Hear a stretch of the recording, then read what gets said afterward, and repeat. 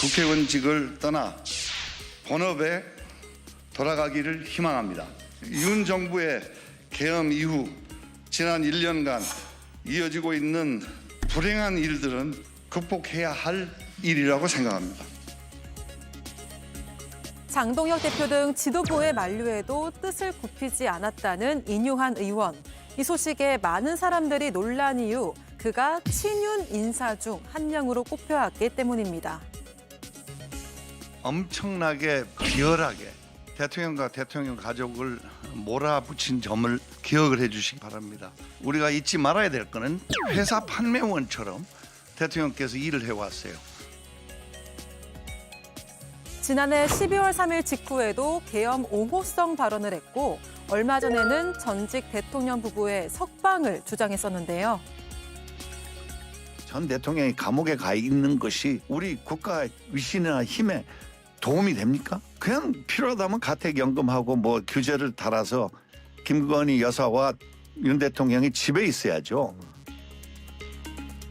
동료 의원의 갑작스러운 사퇴에 뒤숭숭한 상황 속 국민의힘은 국회 본관 앞에 천막을 설치하고 대여 투쟁 수위를 높이고 있습니다. 예, 장동혁 국민의힘 대표의 마의회의가 계속 언론에 또 정치권에서 오르내리는 상황에서 인유한 국민의힘 의원이 전격 사퇴해서 주목을 받았습니다. 신현영 의원님, 예. 아무도 예상하지 못했어요. 그렇죠. 오늘 전격적으로 발표를 했기 때문에 예. 사실 뭐 장동혁 대표의 만류에도 불구하고 곧바로 기자회견을 시행을 했고 매우 짧게 메시지만 전하고서는 자리를 떴던 걸로 보고가 되고 있습니다. 예. 실제로 인유한 그 의원은 예전에는 민주당 인사로 분류가 됐었죠. 왜냐하면은 5.18 때도 사실 광주에서 통역을 하셨고 김대중 대통령과의 인연을 항상 강조하셨고 예. 어느 순간 박근혜 대통령 때 사실 그 국민의힘으로 넘어갔고 그 당시에 사실 그 이중 국적 하는 교화도 받았고 그런 부분에서의 박근혜 대통령과의 인연도 있었는데요.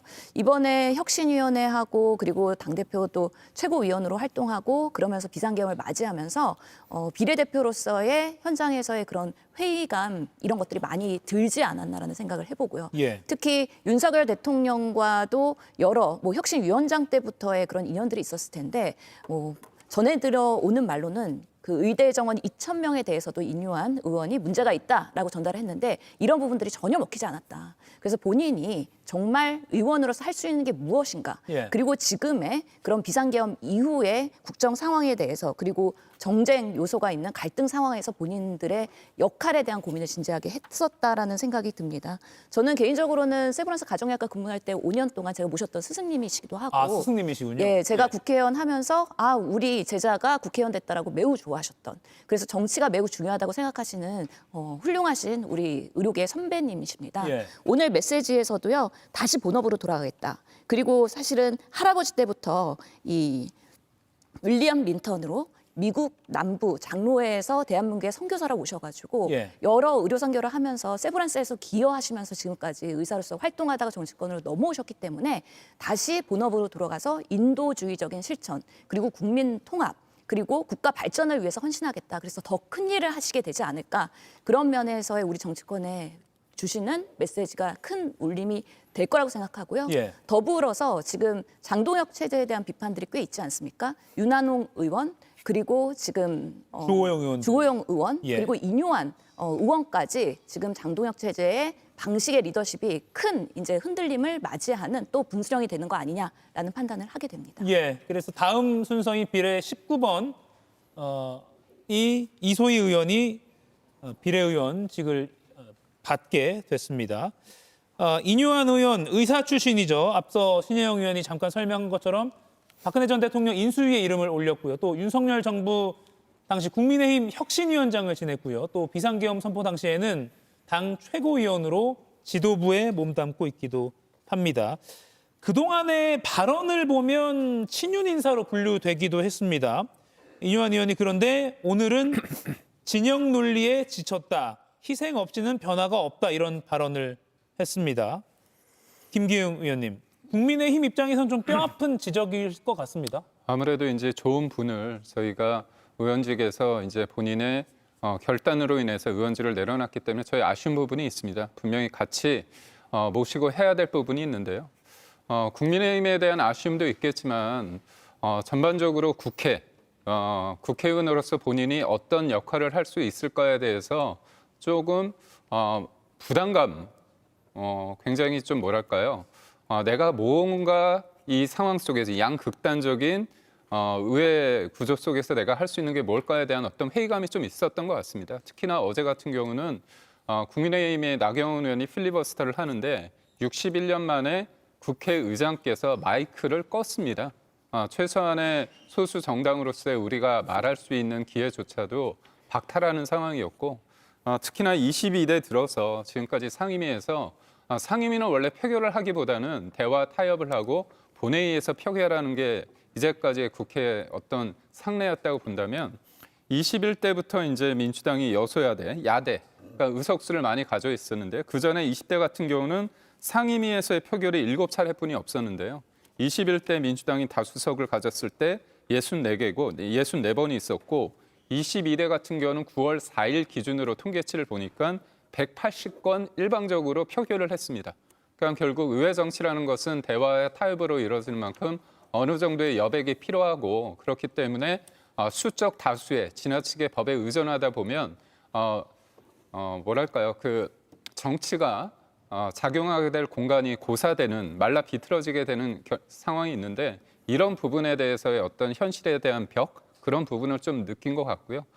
그럼에도 불구하고 저희 국민의힘에 대해서도 어떤 변화를 말씀하신 것 같습니다. 근데 변화를 얘기할 때 기득권을 내가 유지하면서 상대에 대해서 뭔가 변화와 쇄신을 한다면 그것은 설득력이 없거든요. 그래서 본인의 기득권을 내어놓음으로써 희생과 헌신을 통해서 어떤 메시지를 전달하고자 한 게 아닌가 싶습니다. 신동욱 국민의힘 최고위원은 아침에 장동혁 대표가 많이 만류를 했다. 하지만 인 의원이 양극단 정치 속에서 아쉬움과 무력감을 표시한 걸로 안다. 이렇게 아쉬움 그리고 무력감, 회의감 뭐 이런 걸 사퇴의 배경으로 분석을 했습니다. 송원석 국민의힘 원내대표는요. 이 소식을 전하면서 민주당을 비판했습니다. 진영 논리에 빠져 소수 야당은 존중하지 않는다. 방금 김기웅 의원이 말한 것과 비슷한 맥락인데 김윤영 의원님, 그러면 인 의원의 전격 사퇴를 민주당과 이 현 정권의 잘못으로만 보는 거냐 이렇게 또 비판이 가능하거든요. 그러니까 송원석 원내대표는 지금 시점에서 하실 수 있는 말이 저 말밖에 없을 겁니다. 왜냐하면 민주당에서 지금 거대 의석수를 가지고 다수의 폭정을 하고 있기 때문에 원내를 이끌고 있는 원내대표로서 송원석 의원이 할 수 있는 말은 제한적일 수밖에 없습니다. 국회법에는 협의라는 말이 굉장히 많이 등장합니다. 말씀대로 아까 김기웅 대변인께서 말씀하신 대로 만약에 무조건 다수결로 한다면 다 표결로 하면 되겠죠. 근데 왜 국회법에 협의가 많겠습니까? 국회의 기본 원칙은 대화와 타협, 협치이기 때문에 그렇게 됐다고 저는 봅니다. 저는 인류한 의원이 비록 소속 정당은 국민의힘이지만 저분이 살아오신 그 삶이라든지 그리고 저 더 나아가서 인류한 의원의 가문 같은 경우는 대한민국에서 그 누구도 쉽게 함부로 인류한 의원이 헌신과 희생에 대해서 대한민국에서 헌신과 희생한 것에 대해서 함부로 평가할 수 없다고 생각을 합니다. 그러한 인류한 의원께서 사퇴를 했다는 것은 그만큼 현재 양극화된 정치에 대한 통렬한 메시지였다고 생각을 하거든요. 민주당 저희 국민의힘 입장에서도 지금 현재로서는 정치 상황상 메시지가 제한적일 수밖에 없지만 충분히 공감할 필요가 있는 메시지가 있다고 생각을 합니다. 인류한 의원이 저희 당의 혁신위원장을 할 때 가장 많이 강조했던 게 희생과 헌신이었습니다. 국민의힘 중진이라든지 지도부에 대한 희생과 헌신을 많이 강조했었는데요. 그 말은 즉슨 국민의힘에서도 변화와 혁신을 해야 되지만 더 나아가서 국회를 같이 운영하고 있는 한 축인 민주당 역시도 많은 희생과 더 나아가서 대화 타협하는 모습을 보여야 된다. 이런 점을 강조했는 거라고 저는 봅니다. 사실 앞서 인유한 의원이 발언 등을 보면 친윤이라고 분류된다라고 말씀드린 게 올해 10월에요. 인 의원 이렇게 말했습니다. 필요하다면 가택, 연금 등 규제를 해서 김건희 씨와 윤 전 대통령이 감옥이 아니라 집에 있어야 한다라는 취지로 발언을 했고요. 또 같은 인터뷰에서 장동혁 대표를 향해서는 잘하고 있다 이렇게 평가를 하기도 했습니다. 이동학 위원님. 이런 인요한 의원도 무력감 등을 말하면서 사퇴를 했단 말이죠. 오늘 국민의힘은 마침 천막 릴레이 농성도 시작했는데 이런 인요한 의원의 사퇴가 뭔가 국민의힘의 분위기 또는 장동혁 대표의 마이웨이 행보에 어떤 영향을 줄까요? 약간 찬물을 끼얹는 거죠. 찬물이다. 제가 볼 땐 모두가 지금 국민의힘 모두가 사실상의 기득권을 안락하게 지금 누리려고 하는 것이고 말뿐인 성찬만 있고 실제로 행동이 없단 말입니다. 아무도 책임지려고 하지 않아요. 지금 명랑 국회의원들 다 윤회어게인 하다가 갑자기 지금 180도 돌변해가지고 그런 이야기들을 하고 있잖아요. 그런데 이 본인의 어떤 양심을 걸고 일말의 티끌만큼의 어떤 양심이라도 일말의 양심이라도 가지고 있다라고 하는 걸 그나마 인요한 의원의 행동으로 지금 드러내고 있는 거거든요. 이제 그러한 순간에 송원석 원내대표가 이 부분을 또 정치적으로 아전인수격으로 해석하면서 이게 다 민주당 탓이다 이렇게 얘기를 하면 이건 인요한 의원에 대해서 오히려 모욕을 하는 겁니다. 그렇기 때문에 국민의 어떤 눈높이 선에서 지금 행동이 이루어지고 있는 것이고 아마도 저 움직임이 커지면 민주당에는 굉장히 큰 위협이 될 거예요. 그렇지만 지금 저걸 아전인수격으로 해석을 하면서 결국에 민주당을 공격하는 용도로 사용을 하니까 결국에는 반타작이 될 것이고 저걸 지켜보는 국민들 입장에서는 쟤들은 멀었구나 이런 생각을 할 수밖에 없습니다. 저희들도 해석을 하자면 아전인수로 해석 얼마든지 할 수 있습니다. 아니 저분은 1년 동안 윤석열 전 대통령 윤어게인 이거 외치다가 갑자기 윤어게인을 이 탈퇴를 하네? 이렇게 해석할 수 있잖아요. 예.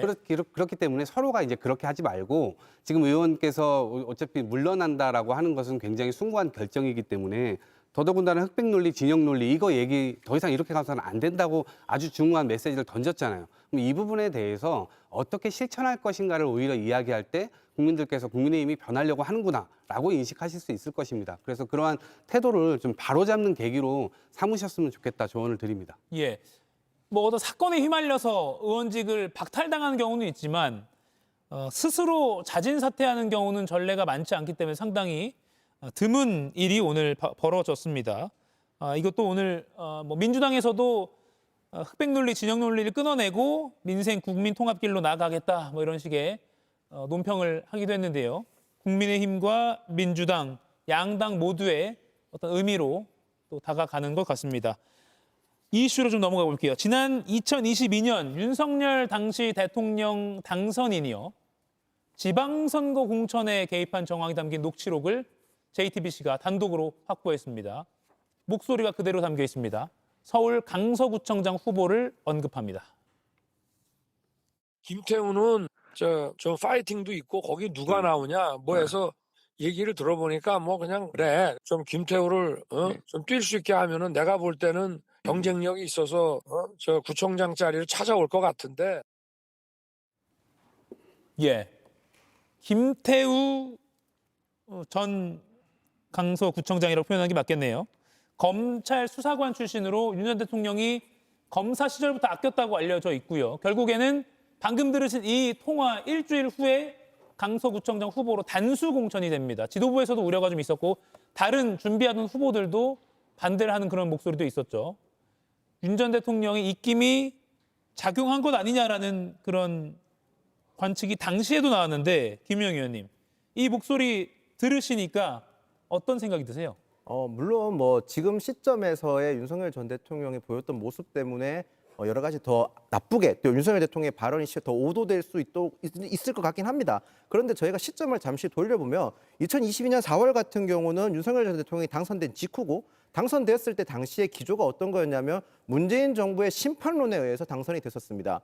김태우 전 구청장 같은 경우는 당시 시점에서는 국민의힘이나 보수 계열 쪽에서는 공익 제보자라고 칭송되었었고요. 그렇기 때문에 김태우 전 구청장이 당시 시점, 2022년 4월 시점에서는 경쟁력이 갖추져 있다는 말도 많았었습니다. 저 녹취록에 보면 저 내용만 봤었을 때는 충분히 문제될 수 있다, 의혹 제기를 할 수 있는 것 같지만 더 나가서 저 말 추가적인 예로 제가 알기로는 윤석열 전 대통령이 누굴 전략 공천을 얘기하는 건 아니다라는 말도 하시는 걸로 알고 있습니다. 그런 부분 맥락까지 전체적으로 다 봐야 될 부분이 있다. 저는 그렇게 말씀드리고 싶습니다. 예, 신혜영 의원님, 예. 방금 이 목소리 당시 당 지도부와 통화한 내용이라고 알려져 있습니다. 어떻게 들으셨어요? 예, 김영삼이 좀 해주라. 근데 당에서 말이 많네. 이거의 시즌2지 않을까라는 생각이 드는데요.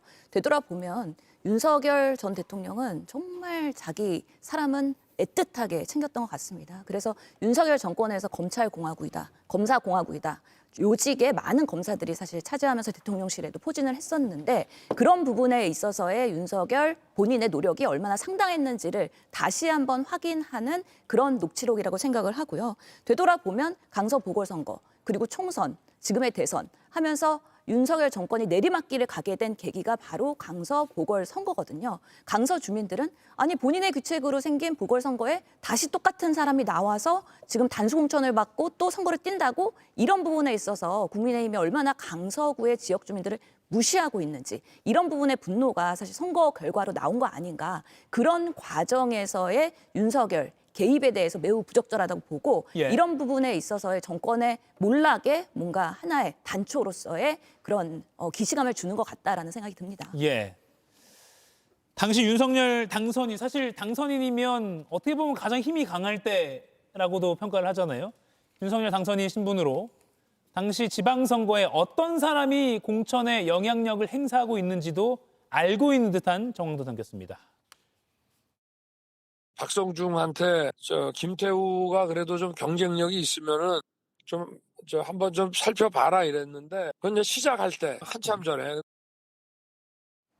예, 박성중이라는 이름이 등장을 하죠. 그리고 박성중 전 의원이 자신의 지인과 나눈 통화 내용을 또 들어보면요. 당시 윤석열 당선인이 밀어붙였다라는 취지의 반응도 나옵니다. 더 들어보시죠. 지금이니까 내 이야기한데 내가 저 서울시당 위원장이고 그때 인수위 간사였잖아. 강수도 밀어붙이고 그 상황이 강수도 밀어붙이고 지금 밀어붙이고 다 밀어붙여가지고. 네, 연이어 두 가지 통화 녹음을 들으셨습니다. 첫 번째는 윤석열 전 대통령이 당선인 신분에서 국민의힘 지도부와 통화하는 내용이었고요. 두 번째는 박성준 의원이 또 지인과 통화하는 그런 내용입니다. 김기웅 의원님, 윤 전 대통령이 당시 국민의힘 서울시 당위원장 박성준 전 의원 영향력을 행사할 수 있는 위치라고 할 수 있는데 언급을 했고요. 박 전 의원도 윤석열 대통령이 밀어붙였다라고 방금 뭐 따글닥 소리도 들렸지만 녹음 파일에 들을 수 있었습니다. 공천 개입 정황이 있었다고 보는 게 합리적이지 않습니까? 공천에 영향을 주신 건 맞죠. 예. 근데 제가 말씀드리고 싶은 건 대선 이후에 곧바로 치러진 지방선거였습니다. 이거는 2024년 재보궐선거가 아닙니다. 강서구청 재보궐선거가 아니라 2022년 6월에 있던 지방선거고요. 예. 지금 통화 녹취 시점이 2022년 4월입니다. 네. 그러니까 윤석열 대통령이 그때 당시에는 당선인 신분이었고요. 본인이 대선을 거치면서 대선이라는 것들은 진짜 많은 사람들의 헌신과 열정이 필요한 겁니다. 그리고 선거라는 건 결과가 이겼을 때 이겼구나 그게 아니라 선거에 이기기 위해서는 많은 불확실한 가운데 많은 사람들이 속된 말로 자기 것을 많이 헌신해야 되는 상황입니다. 그렇다면 그때 선거에서 가장 중요했던 어떤 시대 흐름이 이른바 조국 사태를 거치면서 공정과 상식이었습니다. 그래서 조국이란 어떤 인물에 대해서 뭔가 평가하고 심판하는 선거적 요소가 충분히 있었습니다. 그런데 김태우라는 사람이 어떤 사람입니까? 문재인 시절에 그 민정수석실 밑에서 있던 수사관이었습니다. 그때 민정수석실의 그 수사를 덮고 그다음에 울산시장 선거 개입 관련해서 내부 고발자 역할을 했거든요. 그렇다면 대선에 있어서 김태우라는 사람의 영향력이 충분히 평가받을 수 있었다.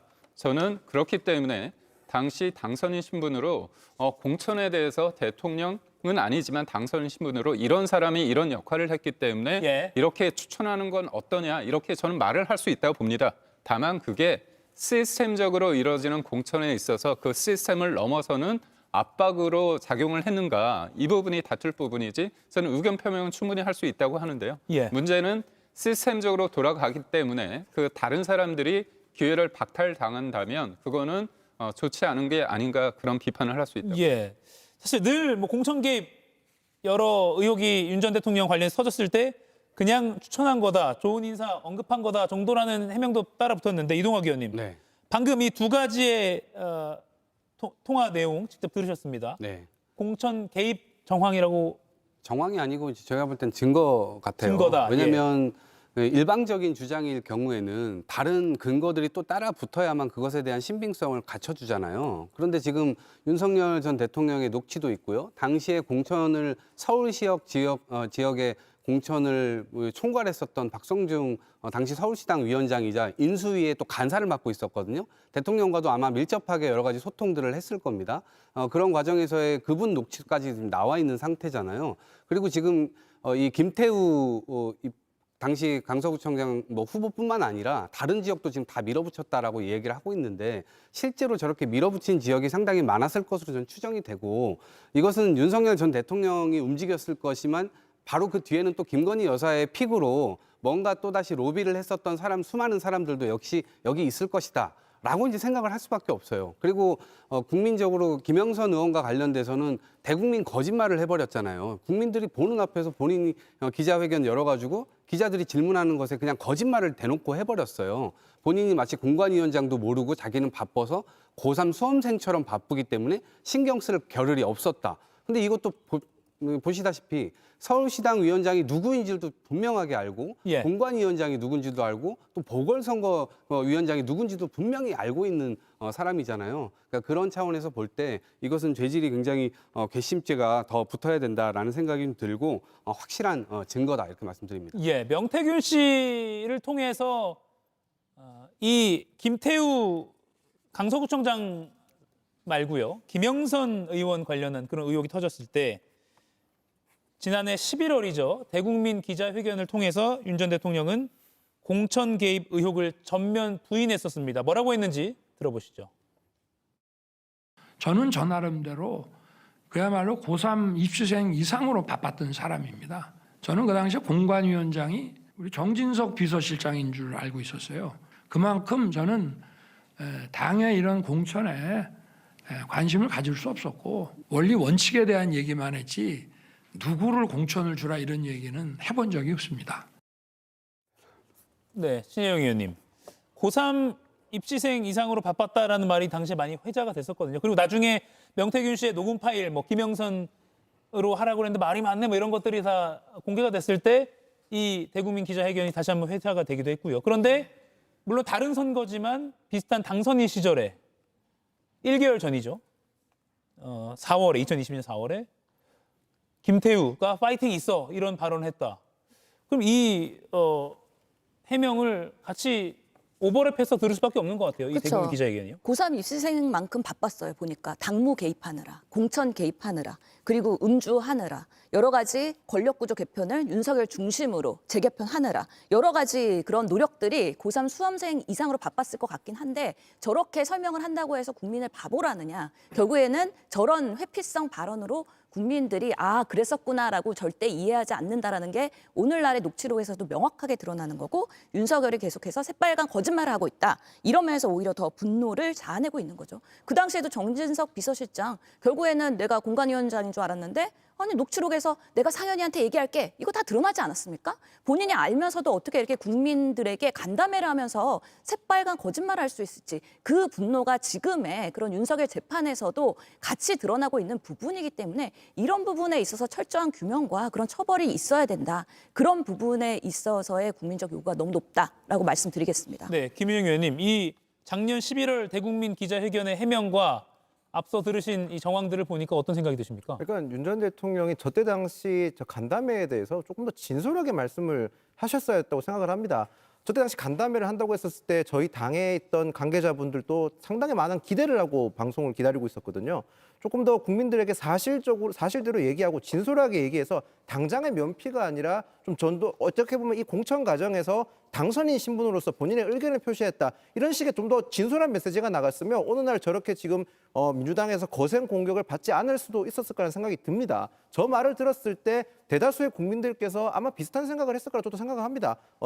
윤석열 전 대통령의 저 말이 과연 진실이었을까라는 의구심을 가질 수밖에 없는 말이었다. 저도 이렇게 평가하겠습니다. 예. 그리고 오늘 뉴스룸에서는 윤 전 대통령이 2022년 당시 같은 기간에요. 서울 서초구청장 공천에도 개입했다는 정황을 저희가 보도를 할 예정입니다. 방금 오늘 저희가 들려드린 건 강서구청장 관련인데 서울 서초구청장 공천에도 개입했다라는 그 정황, 그리고 육성 등을 잠시 후 뉴스룸에서 자세히 보도해드릴 예정입니다. 전성수 서울대 법대 후배인 전성수 구청장을 밀었다. 라는 정황을 저희가 보도해드릴 예정이니까요. 이 부분도 많이 주목을 해주시면 좋겠습니다. 이가역 라이브를 시청해 주셔서 고맙습니다. 이가역 라이브는 평일 오후 5시 TV와 유튜브로 실시간으로도 함께 하실 수 있습니다.